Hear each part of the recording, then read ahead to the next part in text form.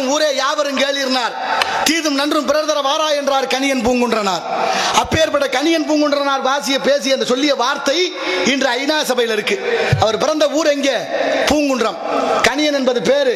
அதான் சிவகங்கை மாவட்டம் திருப்பத்தூர் அருகாமையில் உள்ள மகிபாலன் பட்டி இன்னைக்கு இருக்கிற அந்த ஊர்.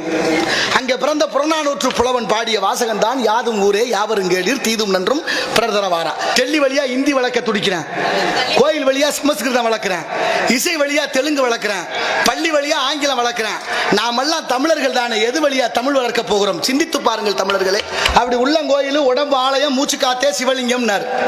உள்ளங்கோயில் உடம்பு ஆலயம் மூச்சு காத்தே சிவலிங்கம்னா அப்புறம் கோயில் எதுக்கு, கும்பாபிஷேகம் எதுக்கு, திருவிழா எதுக்கு? ஒருத்தர் கும்பிட்டுக்கிட்டே இருக்கலாம் தானே. தமிழர் பண்பாடு வணக்கம் சொல்றது இல்லைன்னு ஒருத்தர் சொல்றார். தமிழர் பண்பாடு வணக்கம் சொல்றது இல்லையா? வணக்கம்ங்கிறதுக்கு ஒரு அர்த்தமே இருக்கிறது. வா இணக்கம் கொள்வோம் என்றுதான் வணக்கம் சொன்னார்கள். அதை விட நீங்க இன்னொரு விஷயம் பார்த்தீங்கன்னா வாழ்த்து சொல்றது, வாழ்க வாழ்க என்று. அதுலயும் வளமுடன் வாழ்கன்னு சொல்லணும், ஆனா வாழ்க வளமுடன் மறுவிடுச்சு. இப்படி பல விஷயங்கள் இருக்கு. ஆனால் அப்படி திருமூலர் பாடிய 3000 பாடல்ல ஒரு பாட்டு தான் உள்ளம் பெரும் கோயில் ஊனுடம்பு ஆலயம் வல்ல பிராணார்க்கு வாயு பிரவாசம் அப்படின்னு திருமூலர் பாடிய திருமந்திரத்தம் என்ற புத்தகத்தில் இருக்கு. அந்த நூலிலே இருக்கு. தமிழன் நூல்னு பேர் வச்சேன் புத்தகத்துக்கு. ஏன் தெரியுமா? நூல். தமிழன் எல்லாரும் முன்னோர்கள்லாம் முட்டாள்கள்னு பேசுது ஒரு கூட்டம். எவ்வளவு நுட்பமான அறிவு மிகுந்தவர்கள் தமிழர்கள். அதுலயும் நூல் என்று பேர். ஏன்? காதுள்ள ஊசியில நூல் நுழைந்தால் கிழிந்த துணியை தைக்க உதவும். காதுள்ள ஊசியில நூல் நுழைந்தால் கிழிந்த துணியை தைக்க உதவும். நல்ல ஞான நூல்கள் இந்த காது வழியாக நுழைந்தால் இதய கிழிசலை தைக்க உதவும். அதுக்காக நூல் என்று பேர் வைத்தான். மறந்துட்டமே, நல்லதை பூரா தேடுறது இல்லையே. எது தீமையா இருக்கோ அதைத்தானே தேடுறதுக்கு முன்முனைப்பா இருக்கிறோம்.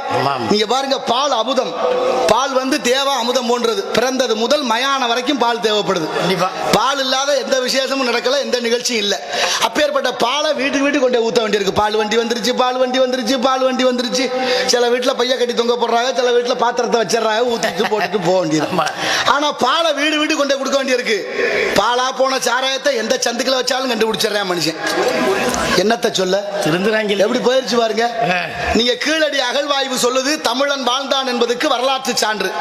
தமிழன் வாழ்ந்திருக்கிறார்கள் அப்படின்னு ஒன்னா எடுத்து செய்தித்தாள்கள்ல தொலைக்காட்சிகள்ல அப்படியே வந்துகிட்டே இருக்கு இல்லையா? தமிழன் வாழ்ந்ததுக்கான வரலாற்று சான்று இன்னைக்கு பார்த்துக்கிட்டே இருக்கிறோம், படிச்சுக்கிட்டே இருக்கோம், பெருமைப்படுறோம். நான் என்ன கேட்கிறேன், இன்னொரு 300 வருஷம் கழிச்சு இந்த பூமியை தோண்டினா என்ன கிடைக்கும்? பாட்டுல தான் கிடைக்கும். நினைச்சு பார்த்தீங்களா? தமிழ்நாடு முழுவதும் எந்த இடமும் பாக்கி இல்ல பாட்டில் இல்லாத இடம். காசு உங்கோட்டு சம்பாதிக்கிற நீங்க வாங்கி குடிங்க, உங்களை வேண்டாங்கல. அந்த பாட்டில் கண்ட இடத்துல போட்டு உடைக்கிறீங்களே, நாளைக்கு நீங்களே இல்லை உங்க அண்ணன் தம்பி மாமே மச்சான் சொந்த பந்தம் தாய உள்ள யாரேனும் அதில் நடக்கலாம் தானே.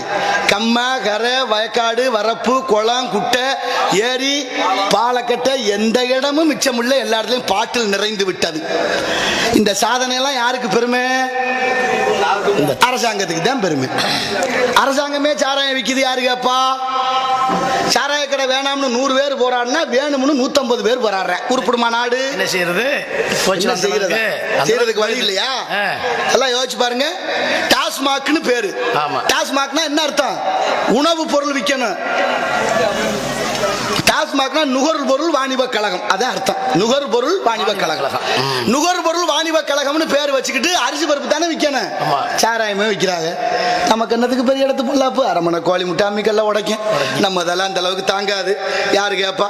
யாரும் கேட்கலையா? 110 ரூபாய் தொடப்போகுது பெட்ரோல் டீசல் விலை, எரிபொருள் எண்ணெய் விலைகள்.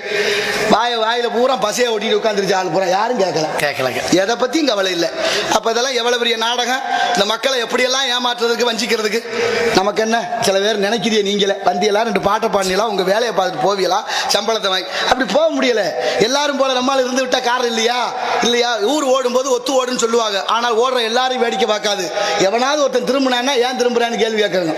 அது மாதிரி ஒரு சிறப்பு ஏற்படுத்த வேண்டும். அந்த வகையில் நல்ல விஷயங்கள் இந்த நாட்டுக்குள்ள நடக்கணும்.